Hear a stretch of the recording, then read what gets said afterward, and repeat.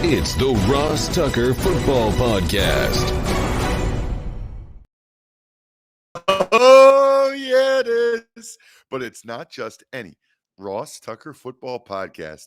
It is a Thanksgiving Thursday, teaching tutorial Thursday with Greg Cosell. And yes, we are actually recording this Thanksgiving morning because that's how Jack rolls. That's how Greg rolls. That's how you guys, before you eat your rolls, need a fresh new podcast to listen to with the family. Maybe you guys could play this like during the Thanksgiving Day meal. I think the other people would appreciate that, or at least while you're driving to wherever it is you may be going today. It is presented, of course, by DraftKings, and we will have a new Spread the Word winner tomorrow. Somebody that's quote tweeting at Ross Tucker Pod.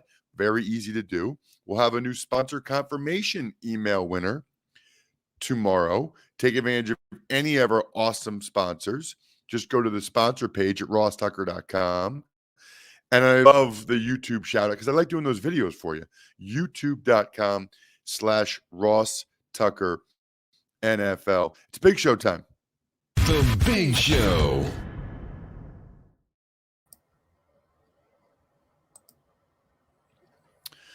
All right, Greg, let us dive into it. And I think we need to start with some of the quarterback moves that are being made. Greg, we got a couple of young guys, second-year guys, getting benched. Zach Wilson's getting benched for the Jets, and Davis Mills getting benched reportedly for the Texans. Curious first as to what you've seen or not seen from those two guys this year. Well, Wilson's been a bit of a tough watch, Ross, because he's at the stage where he just doesn't see things very well. So therefore, he can't really eliminate what's not there and isolate where to throw the football. He's very loose. He's reckless. He's undisciplined. He has a very long way to go to be a quality NFL quarterback. And they have a good team. And I'm not saying this sarcastically at all, but they're just trying to get a first down right now. They gained 2 yards in the second half last week. So right now, they just need to get a first down and move the football. They're not worried about scoring 25 or 30 points. But they've got a good football team with a playoff caliber defense and some good young skill position players. So I'm not in the locker room. I'm not in their building. But it would strike me that that was a change that likely had to be made. As far as Davis Mills, I kind of liked Davis Mills, and I still think he has quality traits. Mills is an executor and a ball distributor, and those kinds of quarterbacks need team around them. I think it's fair to say, based on tape, that they have one of the worst rosters in the National Football League. And quarterbacks like Davis Mills, who are executors and ball distributors, will not function well or consistently with bad rosters. So therefore, Mills was very, very up and down in his performance. He doesn't respond to pressure particularly well, and he gets a lot of it. So they made that change. That, to me, is a change that, again, as an outsider, I'm really uncertain as to what that accomplishes, other than the fact that you're telling everybody you're going to take a quarterback in the draft. Yeah, I think that's a pretty good point. That is interesting, Greg, about what you said about an executor and a ball distributor needs, a team around him. Although, who did he have around him at the end of last year? When didn't he have like several games where he was putting up like 300 and that's yards? why I thought that well? he'd play well this year. But obviously, for whatever reason, the tape showed a very inconsistent player who struggled at times when there were people around him. The one issue that he did have this year, which didn't crop up last year anywhere near as much, was he missed too many routine throws with poor ball placement. And those kinds of quarterbacks can't miss those throws because they're not going to make second reaction plays. Let's get Greg to start with the Thanksgiving Day games because they're all good ones. And I'm curious to get your thoughts on them. Let's start with the Bills and the Lions and what you're looking for there. Well, I think you have to look at the Bills because they did something last week that I'm not sure a lot of people are aware of. Prior to last week, the Bills had lined up in 11 personnel with 3 wide receivers, close to 75% of their offensive snaps. Last week, to reset their offense, which is what teams do when they want to reset, is they run the ball. But to reset their offense, they played out of 11 personnel only about 40% of their offensive snaps. They played with base personnel, whether it was with 2 tight ends, whether it was with the fullback Gilliam, whether it was the pony package, which was very effective for them, where they played 2 tailbacks, Cook and Hines, and they ran the ball. There were 29 combined rushes by Cook and Singletary last week, Ross. 22 of those runs, 22 of the 29 came out of a base personnel grouping.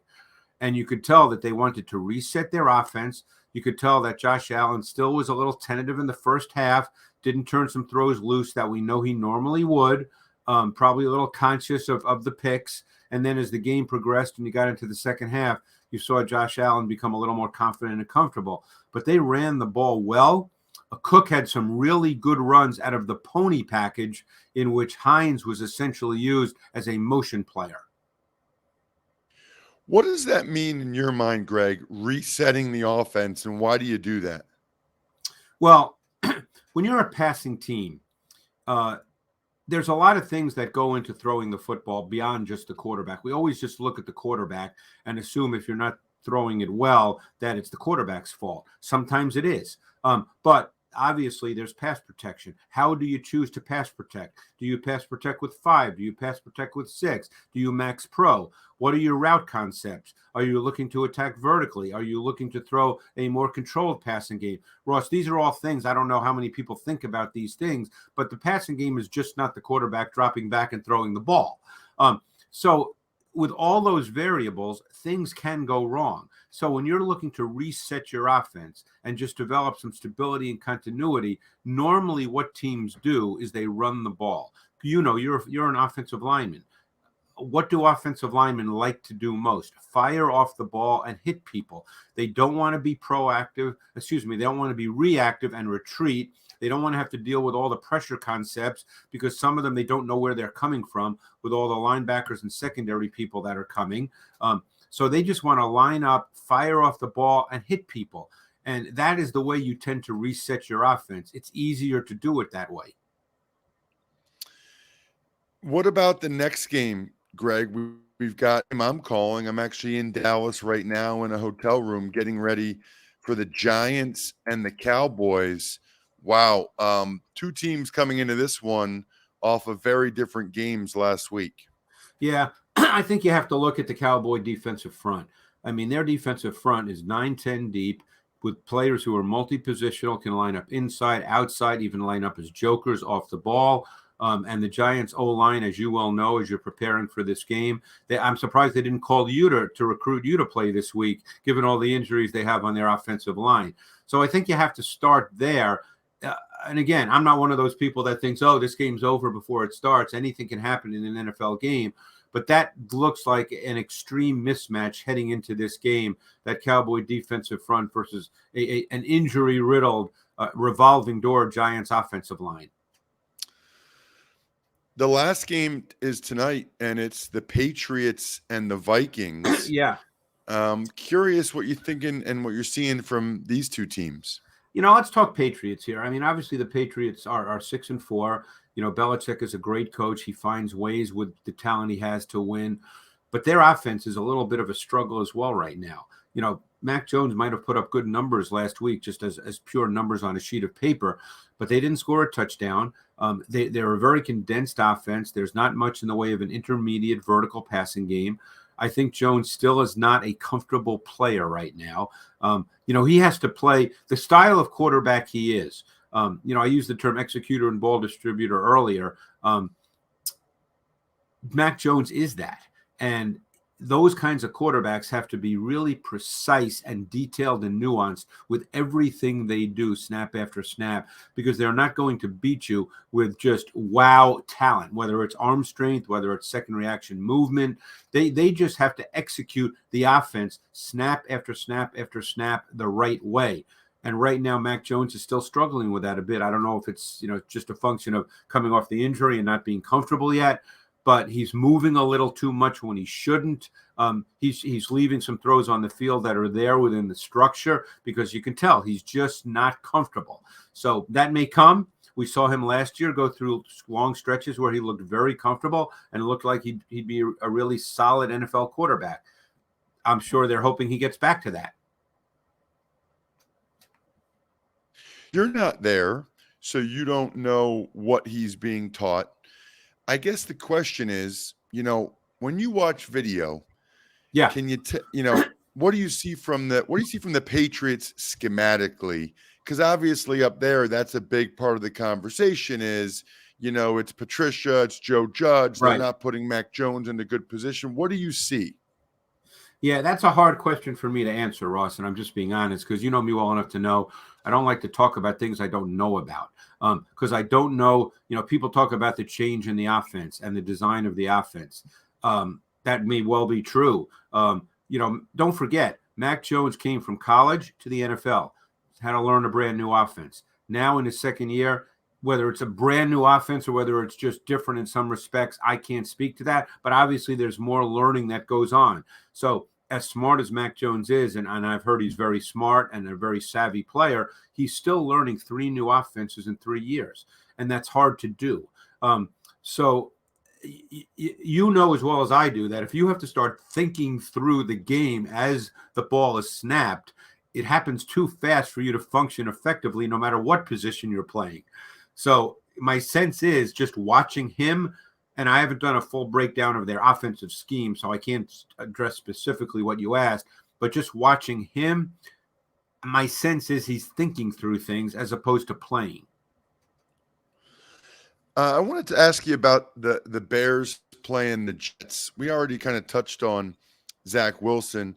I do think it's interesting that they're going with Mike White and not Joe Flacco. I'm curious to see how that plays out. And then on the other side, you got Fields is a little bit banged up.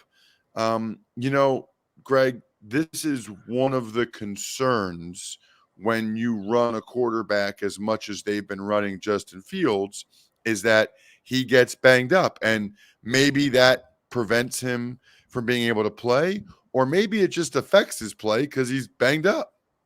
This is one of the most fascinating sort of 30,000 feet questions now that's going to be talked about by teams, particularly when it comes to the draft, because there'll be more college quarterbacks that come out that have movement ability and that are not necessarily precision pocket players, but can provide this kind of explosive movement outside of structure or by design in a run game.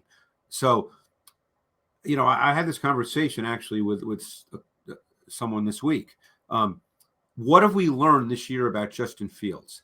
And it's a very legitimate question, by the way, and I'm not taking sides. I've been going back and forth in my brain about this for the last number of weeks because I've watched every one of Fields' games this year because it's a fascinating case study. By NFL standards, and what I'm about to say is based purely on tape, by NFL standards, their pass game is remedial and elementary. They run the ball with Fields, both by design, and he makes special out-of-structure plays.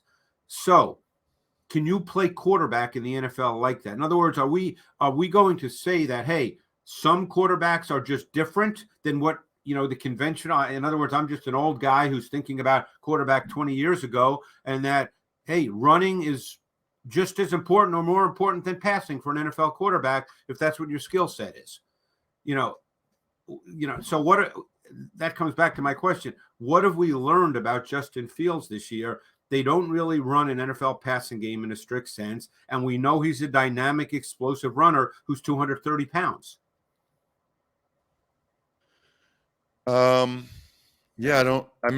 I think we've learned. It's a philosophical question, like I said, without, I think, a defined answer. I'm sure there are coaches who will say that, hey, we've learned nothing because at some point you got to throw it from the pocket. And there's others who'll say, hey, there's different ways to play quarterback, and this is the way he plays quarterback. Yeah, I think we've learned that he has extraordinary physical ability, but maybe we already knew that. We did know that.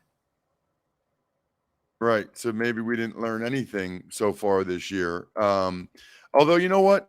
Even when he had extraordinary physical ability, the first year and a half, Greg, or year and a quarter, he wasn't making plays like this, you know? Well, he wasn't running around like this. And the bottom line is they're scoring a lot of points. And one could easily say, and there's absolutely no argument in response to this, if they're going to score 30 points a game, then what's the problem? Well, I think the problem is, if there is one, is just whether or not he can stay healthy playing this Right. style. I mean, that's the problem, if there is one. Let's get to Greg. Fascinating thoughts. Yeah, I like it. Let's get to the Bengals and the Titans. Sneaky good game on Sunday. Very good game. You know, the Bengals, I guess Jamar Chase is going to play snaps. He'll probably be on a pitch count.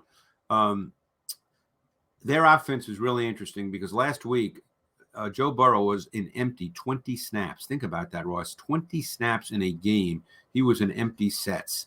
And the Steelers were very aggressive with pressure and with man coverage. The problem the Steelers had is they struggled to really play man coverage well, but they played it, and they pressured with 5 men.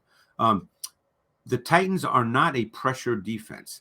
They're a physical, competitive, tough defense, but they rely primarily on 4-man pressures. Now, sometimes they do what we call zone exchange pressures, where they'll bring a linebacker or the slot corner, but they'll drop out a D lineman, so it's still a 4-man pass rush. It's a team that plays a lot of zone on early downs and plays man on third down.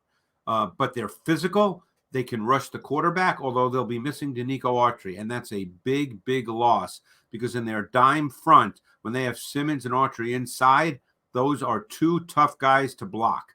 So I'm really curious how the Bengals approach this. Mixon will likely be out. P. Ryan plays on third down anyway, so my guess is they don't feel like they're missing a lot. Sunday Night Football, Greg, it's the Packers and the Eagles. And, came out, I guess, Aaron Rodgers. We knew he had a bad thumb. Now he says it's broken. For whatever it is, Greg, he's been missing some throws he normally doesn't. That's absolutely true. And this is now a team, which is crazy to say with Aaron Rodgers, that the best version of their offense is when they run the ball and when their pass game works off their run game.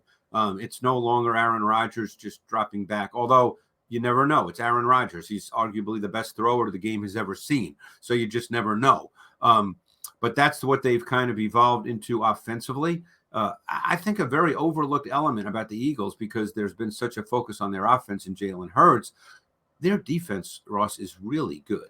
I mean, Linville Joseph came in last week. He played 26 snaps, all in the 5-man base front, and he was a dominant player, more dominant than Jordan Davis. And Sue played 17 snaps, and he played really well. So they got 2 guys who were sitting on their couch, last week or a week ago, and these guys came in and played at a really high level, particularly Joseph. Wow. What about the Niners? Greg, everybody's talking Niners after that game Monday night. Everybody says the Niners. No, nobody wants to play the Niners. Niners are the best. I mean, what did you see? I'm just going to answer it this way because, you and I are both on Twitter and social media just because we have to be in our business. And you probably know me. I mean, we've been doing this a long time. We're friends. You know that I don't make rash statements. I watch the tape. People might think some of the things I say are bold and controversial, but they're based on tape study. And this week, I was so interested to see so many people say, boy, the Niners have such a good roster, and Jimmy Garoppolo is the one who's going to hold them back. And here's what I was thinking to myself. Jimmy Garoppolo played in a Super Bowl, did he not, Ross? Yep. Jimmy Garoppolo has been in 2 NFC championship games, correct? Yep. Has Jimmy Garoppolo been holding the 49ers back these last number of years? Not really. I mean, not a lot of teams get to the Super Bowl. I believe only 2 a year, correct? Correct. So, no one is under any illusion that Jimmy Garoppolo is Josh Allen, Patrick Mahomes, any of the great quarterbacks in this league. We're not suggesting he's a top 3 or top 5 quarterback if you're just looking about traits and talent and those kinds of things. But this is a incredibly well-schemed offense that Garoppolo operates very well. He's been in it for a while now. He's been phenomenal on third down in each of the last 3 games. Is he going to throw a bad pick here and there? It might happen this week. Of course he is. That's going to happen. But I think Jimmy Garoppolo has a pretty good feel for this offense and how to run it, given that he's been in it for quite a while. And he has a good feel for what he's asked to do. They don't ask him to be, a Josh Allen or a Mahomes. They don't ask him. They don't live and die with Jimmy Garoppolo's performance every week. And you know what? There's something to be said for that. We talked about the Bills at the start of this, about how they had a reset. The Chiefs reset last year when Patrick Mahomes had a tough 2 or 3 game stretch. And Mahomes is clearly right now the best quarterback in football. So sometimes that has to happen. That's the way the Niners play all the time. They don't ask the quarterback to be Superman every week. Really curious to see what it would have been like this year if Trey Lance had stayed healthy and how the Niners would be operating right now. We'll never know, or maybe we'll know never know next the year. answer I to don't that. know. And again, now we're going to see what they do next year. Trey Lance is missing a whole season.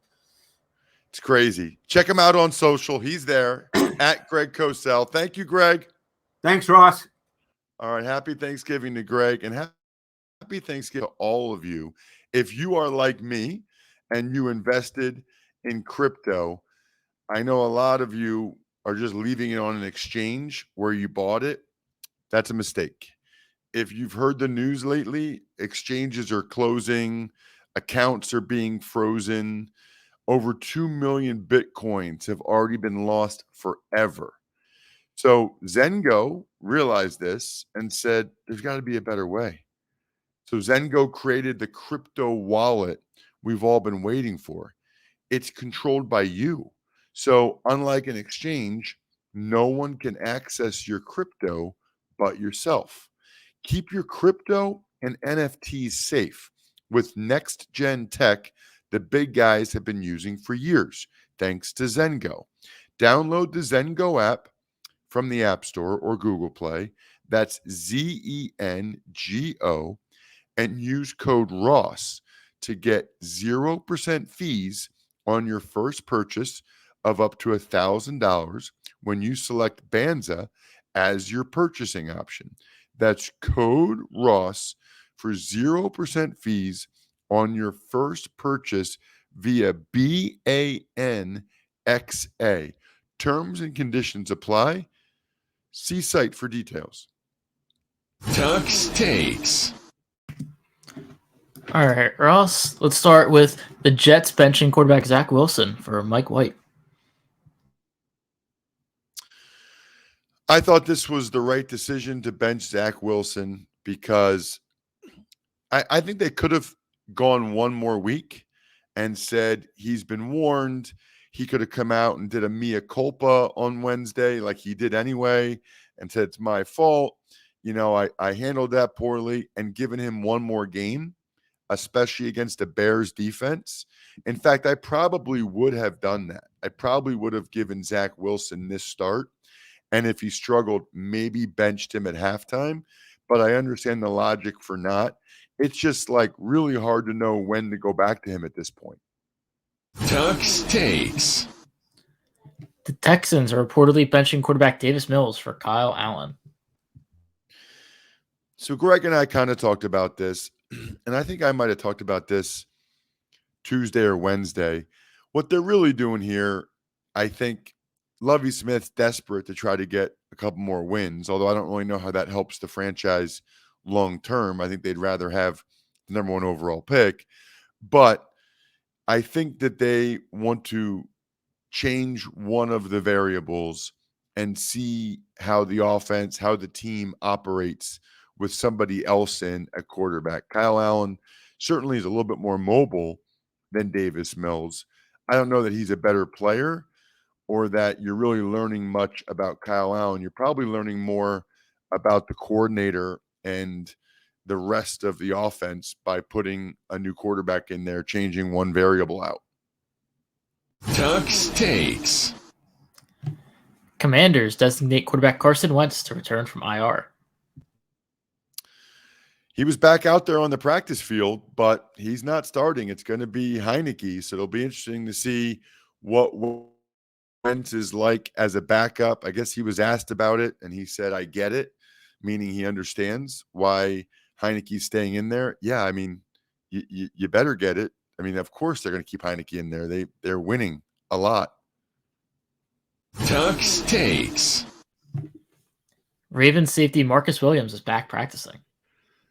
Feels like this was a big week for guys to be back out there practicing.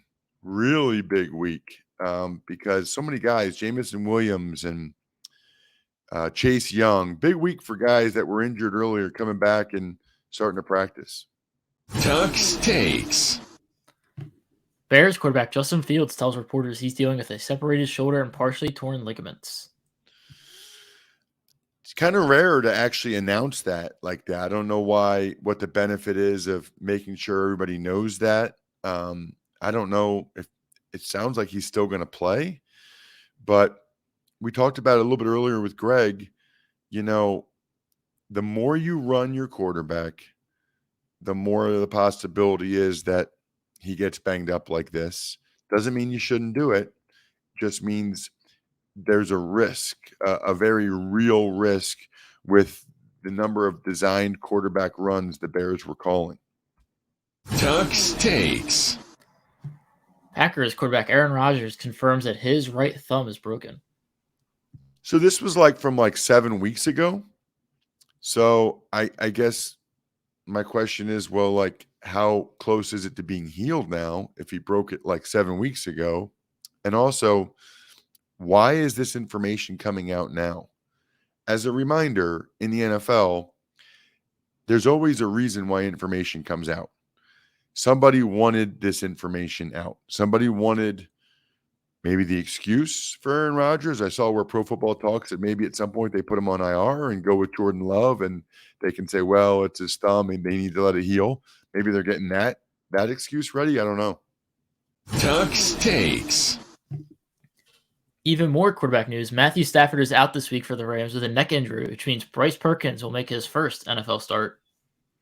Unbelievable, isn't it, Jack? I mean, this is a big week for guys coming back from injury and a big week for new quarterbacks to be playing, because that's the case, obviously, with Perkins being out there. I'm happy for him. I'm excited for him. I love when guys get their first start because it might be their only start, but at least he feels like he can say for the rest of his life he started an NFL game. Tuck's takes. Not one, not two, but three games today, Ross, including the one that you're calling. Let's start with the first one on the slate, though. Buffalo at Detroit.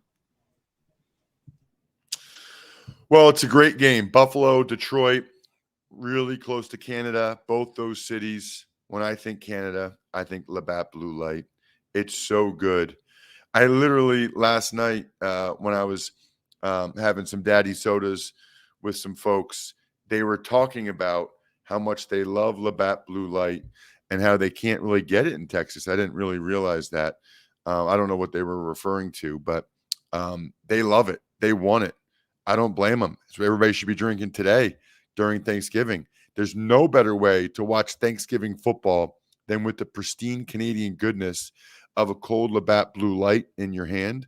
Stock up, be the MVP of your tailgate or your Thanksgiving gathering, and share a Labatt on game day with your crew. Always enjoy responsibly. Beer, Labatt USA, Buffalo, New York. I like the Bills to win the game. It's interesting, Jack. There's some banged up teams. I mean, no Gregory Rousseau or Tremaine Edmonds for the Bills. No Jonah Jackson at left guard for the Lions. They don't have Okuda either. I honestly, maybe it's wishful thinking, but I feel like there's going to be a couple of all three games I think should be really good ones today. Very much looking forward to it. I will take the Bills to win a good game, higher scoring game, entertaining. 27-23 Bills. Next is the game that you're at, the Giants against the Cowboys in Dallas. This is actually the one that I think has the most potential to be a blowout, but I don't think it's going to happen. I feel that way because obviously what happened last week with both these teams, but I'm hopeful that we will be able to get a pretty good performance out of the Giants, pretty good game plan on a short week. They're just so beat up along the offensive line. I mean, so beat up, and this is the wrong team to be playing against when that's the case. I think that the Giants are going to really try to protect that offensive line. They're going to run Saquon a ton today. They don't want Daniel Jones dropping back. They don't want him getting hit all game by Micah Parsons and the boys. So I think this is going to be a lower scoring game. I think this ends up like, I'm going to say 20-14. 20-14, the Cowboys win a game. 20-13. The Cowboys win a game that the Giants find a way to stay in until the end by kind of muddying the waters up. Lastly is the New England Patriots at the Minnesota Vikings. The Minnesota Vikings.